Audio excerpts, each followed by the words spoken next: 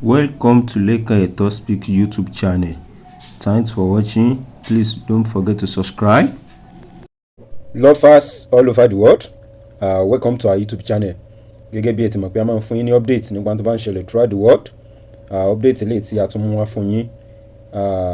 Gbogbo wa ni a wo fídíò bọ̀bọ̀ tí a ní ó dá ọjọ́ ìgbéyàwó sọ́nà tí ó kàn déédé ṣe bí ẹ̀yìn yí lórí tó kàn déédé ya wèrè. So and kudos to Mr. Fasunle Makinde, ọmọ ayé tí ikú ò lè pa, ọmọ àrùn tárùn ò lè gbédè. Wọ́n ti padà rí fámílì arákùnrin yìí, àwọn fámílì ẹ̀ wọ́n ti padà yọjú. So ẹ gbọ́ nǹkan tí àwọn fámílì ẹ̀ tí wọ́n sọ. And then kudos to àwọn OPC Ogun State because wọ́n ṣe iṣẹ́ takuntakun. Ìgbà tí ara arákùnrin yìí yá, àwọn ni wọ́n fún ní aṣọ tí ó wọ̀.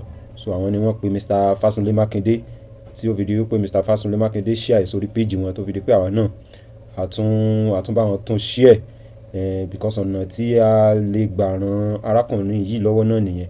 And then a ti fún yín ní update bó ṣe ṣẹlẹ̀. So a gbọ́dọ̀ fún yín ní update wípé wọ́n ti rí àwọn family ẹ̀ náà. So ẹ gbọ́ nǹkan tí àwọn family ẹ̀ sọ and then ẹ gbọ́ nǹkan tí Mr. Fasunle Makinde sọ. Ọpẹ́ ni fọ́lọ́ ọba Aloba Emmanuel. Ọpẹ́ ni ìjẹrin. So Aloba Emmanuel rèé. Alihamdulilayi gbogbo ògo t'Ọlọ́run nínú ọgbà àwọn OPC láwa yìí. Ṣùgbọ́n àwọn mọ̀lẹ́bí rẹ̀ wọ́n ti wá mú. Àwọn tí wọ́n pe Fasunle Makinde kó tó di pé a gbé gbogbo ìgbésẹ̀ tá a gbé.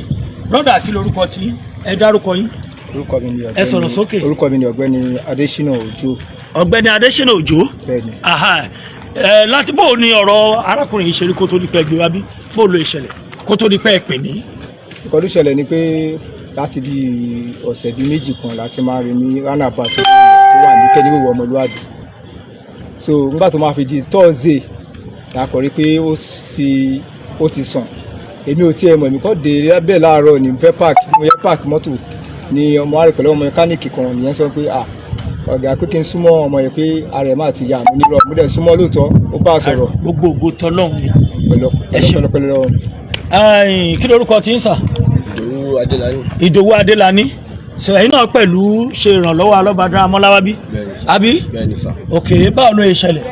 Àwọn náà kọ́ rí bí ìrẹ́lẹ́lárí náà níbi ìjẹrin sí báyìí adé bíórì àdúgbò àwọn èèyàn fẹ́ kí ló ṣẹlẹ̀ lára ọgbọ́n yẹn ti yá. Lẹ bá rí ìyanu Ọlọ́run. Àrí ìyanu Ọlọ́run ayé ẹ̀. Gbogbo ògo t'Ọlọ́run ni. Iṣẹ́ wo lẹ̀yin ṣe? Èmi ní Lání ẹlẹ́lẹ́dẹ̀ máa tẹ̀lẹ́dẹ̀ ní bíórì. Ó ti tán bó jẹ́ nìyẹn. Lára àwọn mọ̀lẹ́bí rẹ̀ rèé, màmá ẹ súnmọ́ bí? Kí lorúkọ yín? Ẹ sọ̀rọ̀ sókè. Mrs. Adékúnlé. Báwo ni Aloba Emmanuel ṣe jẹ́ sí yín? Last born ìyá yín ni. Ẹ ti wá bí ní ìsìn láti fẹ́ wá mú. Àbí bẹ́ẹ̀ kọ́ ẹ sọ̀rọ̀. Súnmọ́ mi gbé kí ẹ súnmọ́. Àbí inú yóò dùn láti fẹ́ máa mú lọ ní? Inú dùn. Ọmọ ìlú wo ni yín? Ẹ sọ̀rọ̀ sókè. Ọmọ Iléṣà. Ṣé òun ni last born bàbá yín àbí last born ìyá yín? Last born ìyá yín. Gbogbo ògo t'Ọlọ́run ni. Alága OPC ní Adésọpé Kakos ní ọgbẹ. Adésọpé Kakos Oòduà. Ẹ bá kí àwọn ará ilé kí ẹ dẹ̀ sọ̀rọ̀ díẹ̀ ní ṣókí kákó lórí ẹ̀.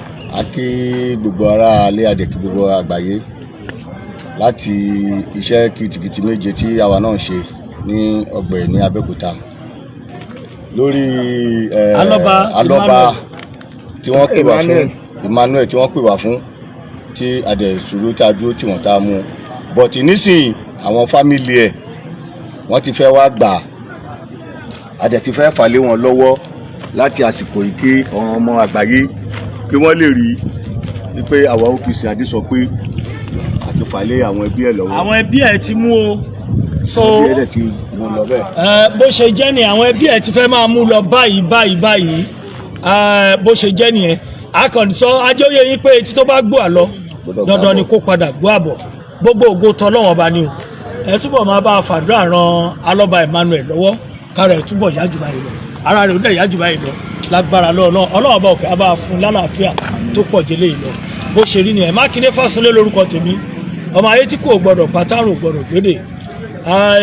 Àtúpàdé ẹ máa bá a post ẹ̀ pé àwọn ẹbí Aloba Emmanuel láti ìlú wọn náà Iléṣà láti Iléṣà wọ́n ti fẹ́ máa mú lọ láti ẹrẹ̀fọ̀ àbí ẹ̀dẹ̀ àbí ẹrẹ̀ ó pè ní orúkọ kan ẹrẹ̀ wọ́n ti fẹ́ máa mú lọ o níta ní ká fi tó yín létí nìyẹn ẹ ṣeun. Lovers all over the world a lérò pé ẹ farabalẹ̀ wo fídíò láti ṣe bẹ̀rẹ̀ títí dé òpin so bí ọ̀rọ̀ náà ṣe lọ náà láti mú update ẹ̀ wá fún yín yìí so ẹ̀yin tẹ́ bá ṣe ń darapọ̀ mọ́ channel wa ẹ jọ̀ọ́ ẹ máa bá wa subscribe ẹ máa bá wa likes ẹ máa bá wa comment ẹ máa bá wa share àwọn videos wa so we appreciate your support so far so I appreciate the support yín we love you thanks for watching.